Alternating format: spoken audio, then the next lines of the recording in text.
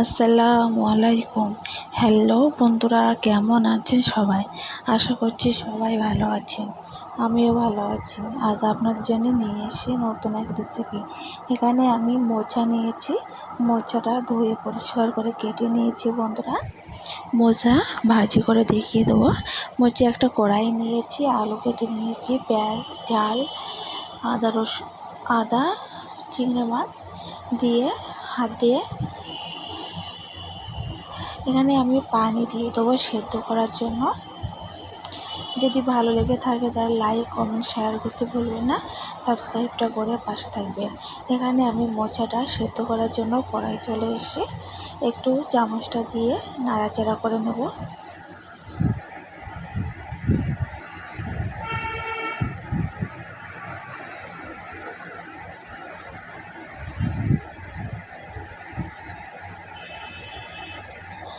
নাড়াচাড়া করে নেওয়ার পরে 5 মিনিটের মতন চাপা দিয়ে রাখবো। 5 মিনিট পরে ফিরে এসি বন্ধুরা।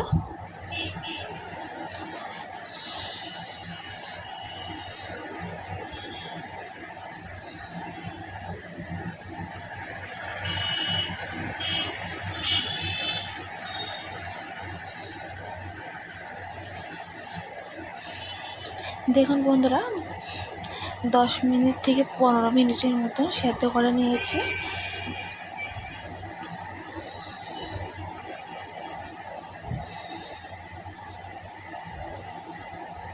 এরকমভাবে মোচা কে কে ভাজা করে খান কমেন্টে জানিয়ে দেবেন।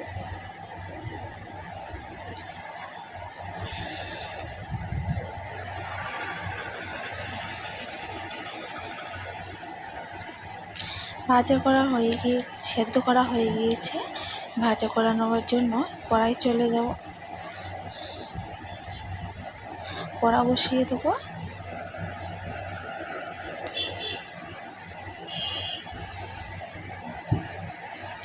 দেখুন বন্ধুরা, কড়াটা গরম হয়ে গেলে তেল দিয়ে দেবো।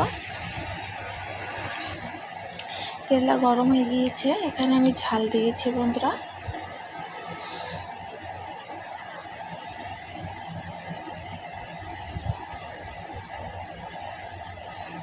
ঝালটা লালচে করে নেব।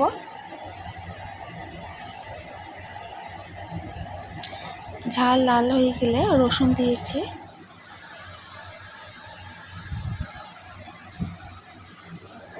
রসুনটা ভাজা করে নেব।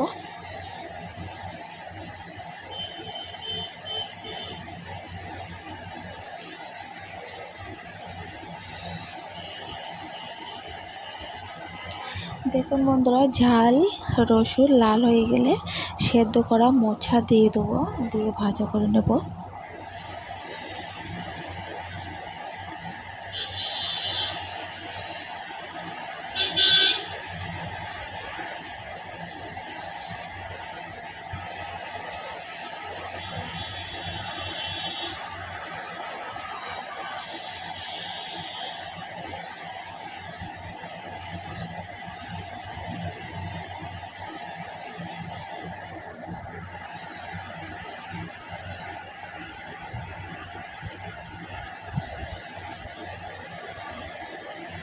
কেমন হয়েছে আমার মোচা ভাজা রেসিপি কমেন্টে জানিয়ে দেবেন। আর ভালো লাগলে লাইক, কমেন্ট, শেয়ার করতে ভুলবেন না। সাবস্ক্রাইবটা করে পাশে থাকবেন বন্ধুরা।